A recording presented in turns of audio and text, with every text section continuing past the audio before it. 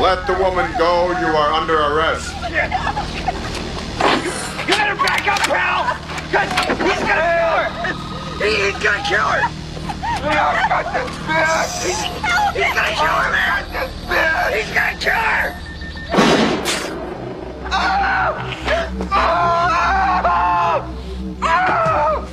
What's wrong with that?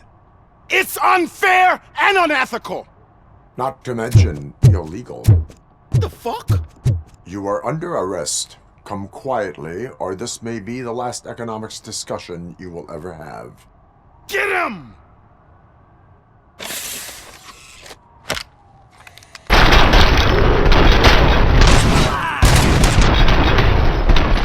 What's up, YouTube? It's your boy Next Gen Nero, and today we got to talk about RoboCop, man, and why this is one of my favorite games this year.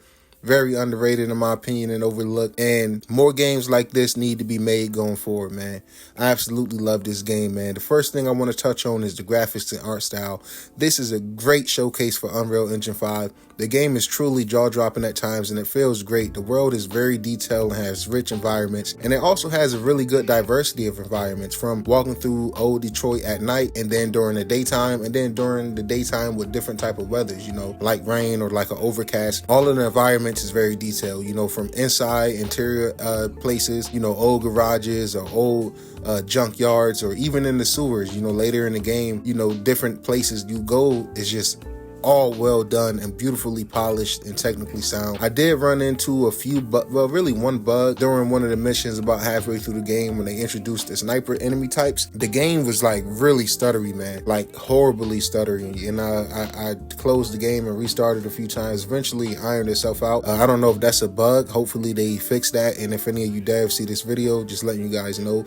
But besides that, the game ran absolutely perfect, flawless on my Series X. I ran it in performance mode. The lumen reflections is one of the benefits of using UE5, you know, the lumen lighting and reflections. It's not ray tracing, but man, it comes very close. It's a step above screen space reflections in my opinion. The game just looked really good, you guys. And you know, it's a shame it took a smaller studio like these guys, not to take anything away from them, to really show what Unreal Engine 5 is capable of, because I don't know if it's me, but I've been very let down by UE5. But lately, I've been playing some games that has changed my mind, you know, between Descent, a wonderful, beautiful indie game that's also on Game Pass, by the way. Make sure you check that out. To playing Remnant 2, thanks to Game Pass as well. That game looked and felt very well, but it's, you know, it wasn't like no groundbreaking graphics like, you know, Gears 5 or anything like that, but it's still, you know, nice to get these Unreal Engine 5 games out the door. But RoboCop Rogue City is a great showcase for UE5. If you want to see what that engine can do in the right hands, definitely play this game. Now, was Next Gen Nero looking forward to playing this game? I'm gonna be honest, not at all. This game totally flew under the radar for me. Prior to this game, I never seen any of the RoboCop movies. Yeah, I know, don't hound me down, but I was born in '98, so you know, it was one of those franchises I probably looked over and didn't just get the experience. But about 2 chapters into the game, I stopped playing and went to go watch the first movie because I was loving the game that much. I was loving this world, this character, and this environment so much that I went and I sat down and I watched the first movie, and just to see how, you know, Alex Murphy became RoboCop and everything like that. And I absolutely loved the movie, and that's how you know when a game is good, right? When a game can go make you want to watch a show or a movie, or vice versa, that's really well done, man. So I have to just say, hey, I'm late to the RoboCop franchise, but I am now a fan, and I can't wait to check out the rest of the movies. And definitely heard 3 was the best one.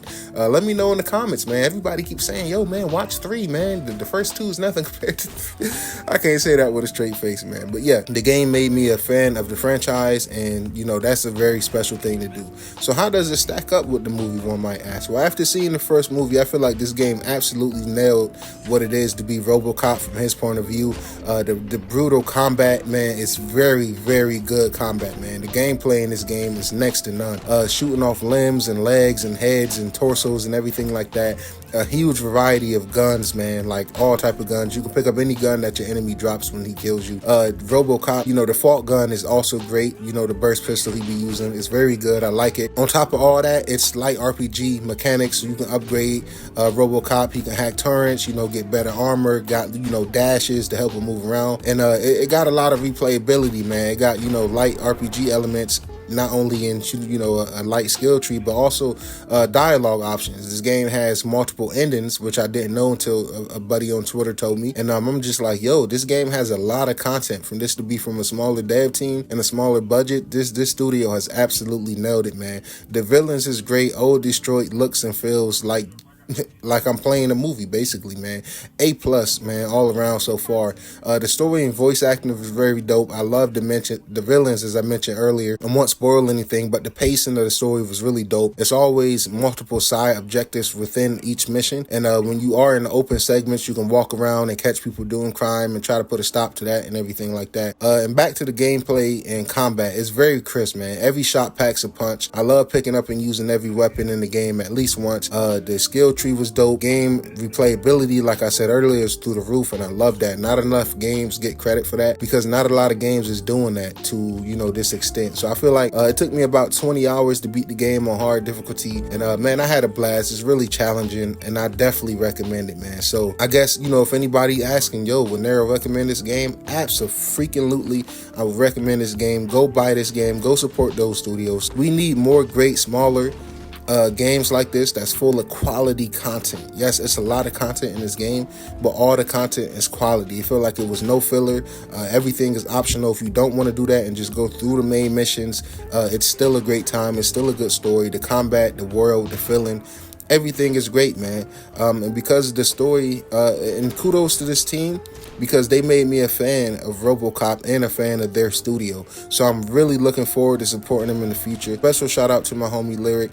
Man, this has been your boy Next Gen Nero, and this is my review of RoboCop. I highly recommend it. We definitely need more games like this going forward, man. Every game budget don't need to be 300 to 400 million just to struggle to make a profit. You know, we're seeing that with Spider-Man 2. We're seeing that with, you know, some of those games throughout the Insomniac League, sadly. Not every game need a gigantic budget to be great. You know, look at Hi-Fi Rush. Look at Remnant 2.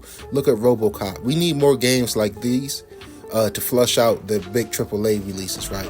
But anyway, man, if you made it this far, please leave your boy a like. Make sure you share, subscribe, leave your comments. I'll catch you guys in the next one. Peace.